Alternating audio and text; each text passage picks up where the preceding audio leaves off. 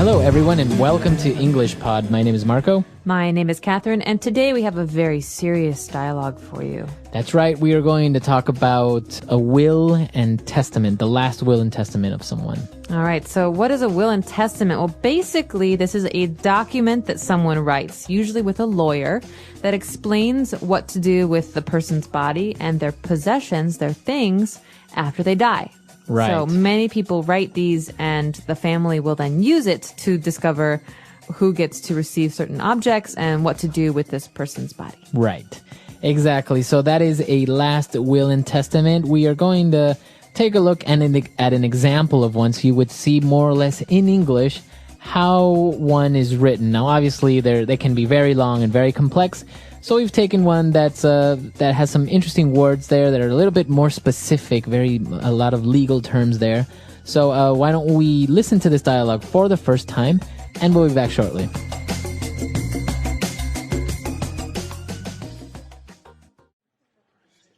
Last Will and Testament of Luke Thompson. I, Luke Thompson, residing in California, being of sound mind, do hereby declare this instrument to be my last will and testament. I hereby revoke all previous wills and codicils. I direct that the disposition of my remains be as follows. I am to be cremated and taken to the summit of Mount Everest, where my ashes will forever remain at the ceiling of the earth. I give all the rest and residue of my estate to my spouse, Betty Thompson, should she survive me for 60 days. If my spouse, Betty Thompson, does not survive me, I give all the rest and residue of my estate to EnglishPod. If neither Betty Thompson nor EnglishPod survives me, I give all the rest and residue of my estate to my heirs, as determined by the laws of the state of California, relating to descent and distribution. I appoint Robert Porter to act as the executor of this will, to serve without bond. Should Robert Porter be unable or unwilling to serve, then I appoint Jason Smalls to act as the executor of this will. I herewith affix my signature to this will on this, the 23rd of May, 2010, in the presence of the following witnesses, who witnessed and subscribed this will at my request and in my presence.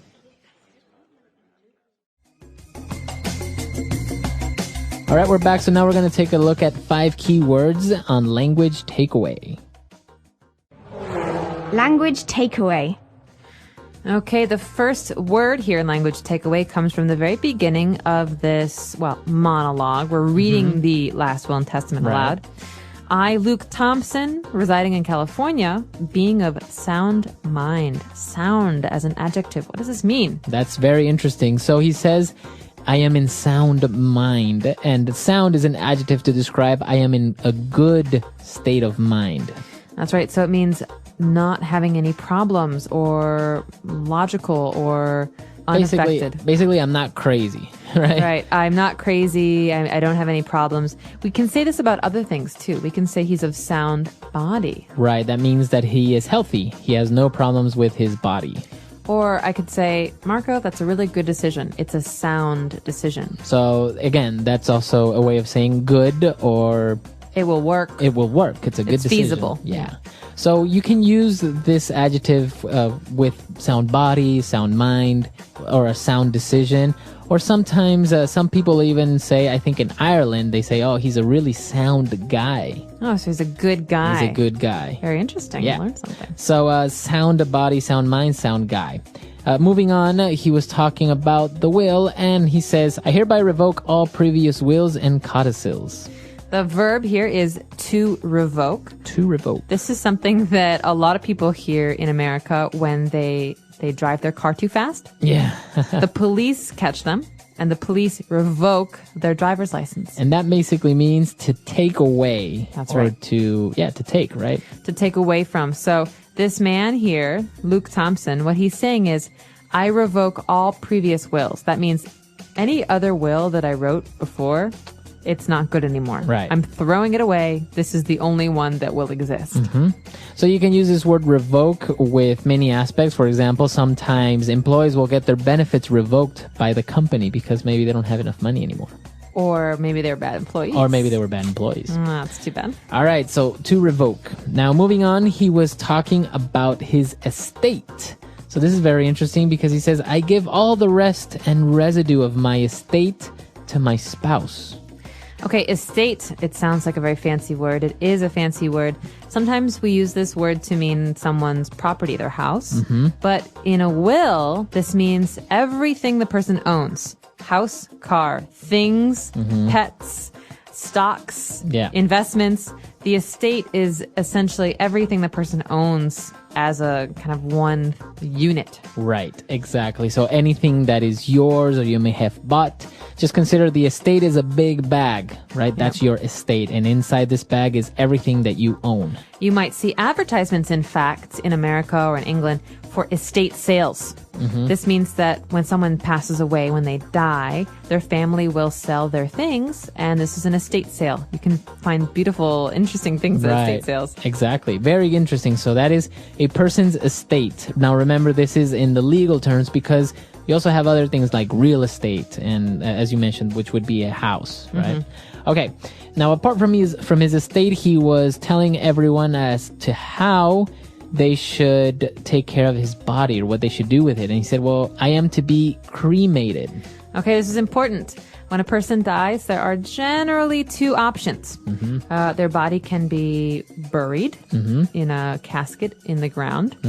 That means they're put in the earth. But a lot of people choose to be cremated. All right. Okay, that means that their body will be burned.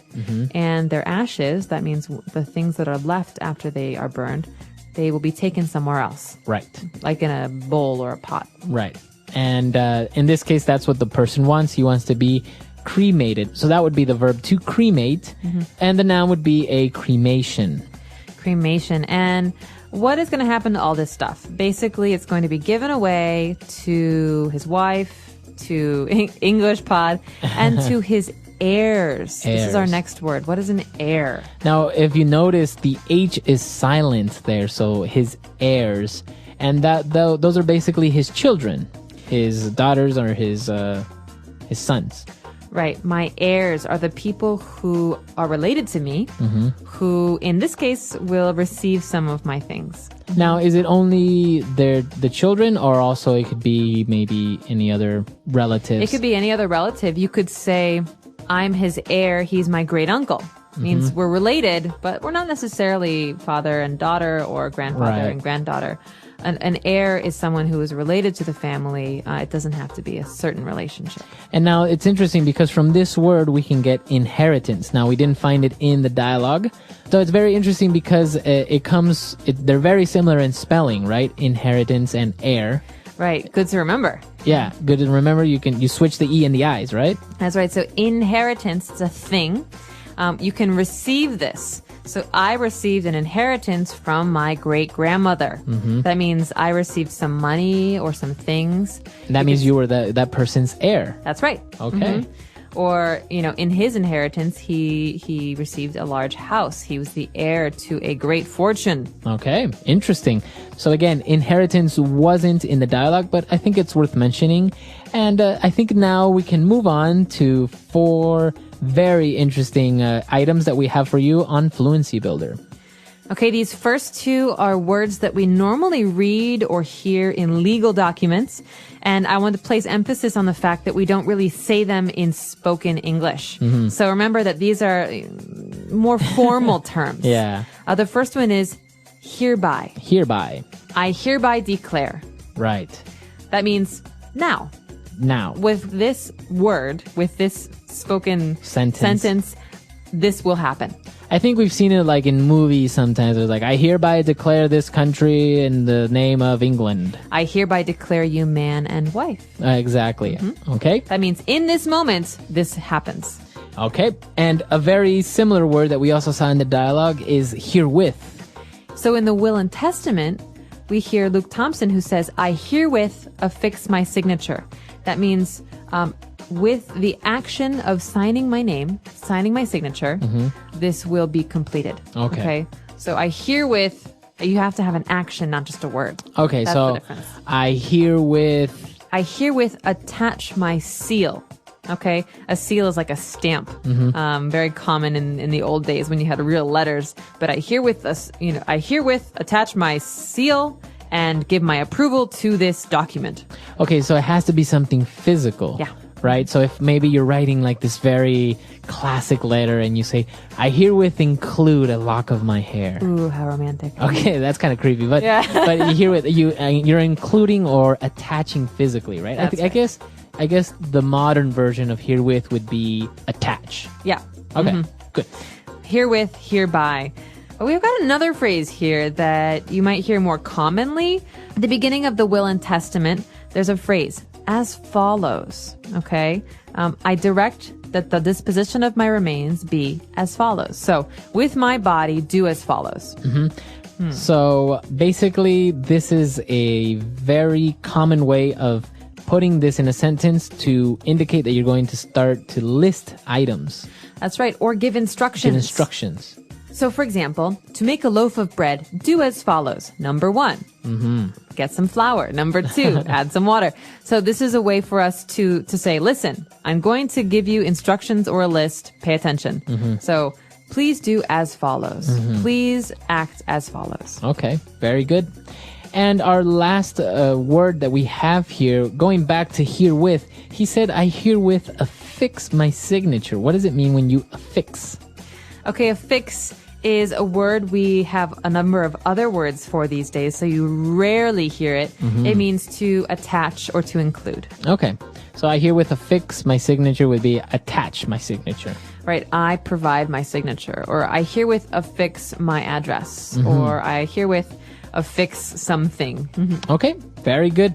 Really interesting stuff. You'll obviously see this very commonly with legal documents such as these, even though it is like older English, it's still very commonly used. I guess because the law is so old. That's right, definitely. And I think that it's worth listening to today's monologue one more time.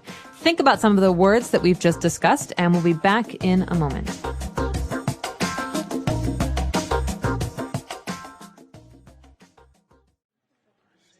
Last Will and Testament of Luke Thompson. I, Luke Thompson, residing in California, being of sound mind, do hereby declare this instrument to be my last will and testament. I hereby revoke all previous wills and codicils. I direct that the disposition of my remains be as follows. I am to be cremated and taken to the summit of Mount Everest, where my ashes will forever remain at the ceiling of the earth. I give all the rest and residue of my estate to my spouse, Betty Thompson, should she survive me for 60 days. If my spouse, Betty Thompson, does not survive me, I give all the rest and residue of my estate to EnglishPod. If neither Betty Thompson nor EnglishPod survives me, I give all the rest and residue of my estate to my heirs, as determined by the laws of the state of California, relating to descent and distribution. I appoint Robert Porter to act as the executor of this will, to serve without bond. Should Robert Porter be unable or unwilling to serve, then I appoint Jason Smalls to act as the executor of this will. I herewith affix my signature to this will on this, the 23rd of May, 2010, in the presence of the following witnesses, who witnessed and subscribed this will at my request and in my presence.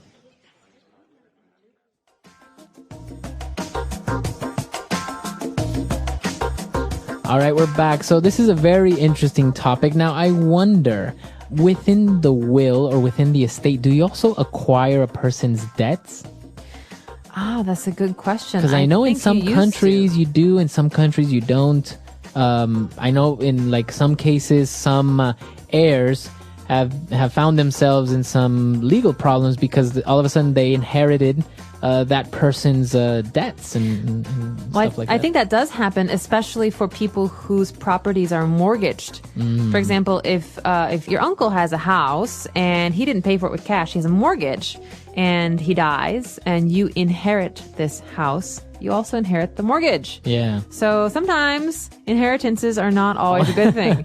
I think this happened more in the past. There are more protections and safeguards for people today. Right. But definitely, I mean, what is it like in Ecuador? Do people inherit debt? Yeah, I think obviously most banks, when they give out loans or a mortgage, they have somebody that will kind of co-sign on these things. And I imagine, I'm not really very sure, but I know that if you inherit an estate that has a mortgage, you are forced to pay it. And if you can't, then they will make that other person who co-signed it responsible if he still exists. I don't know. In these legal systems, it's sometimes very strange because it seems like there would be a lot of gaps. That's right. And everyone wants to protect themselves. Yeah, exactly. So we've got the bank that wants to protect itself. It gives a loan. It wants the money back. Right. And a person who wants to protect himself from maybe a relative who dies and has debt. Yeah. Yeah. So I'm curious to know what our users have to say. What is the situation in your country? Do most people have a will and testament? What happens with debt? Or what happens if somebody dies and they don't have a will and testament? That's a good question, too. I don't have an answer for that one. All right, so let us know, and we'll give you guys some information on that as well. EnglishPod.com. We'll see everyone there. Bye, everyone. Bye.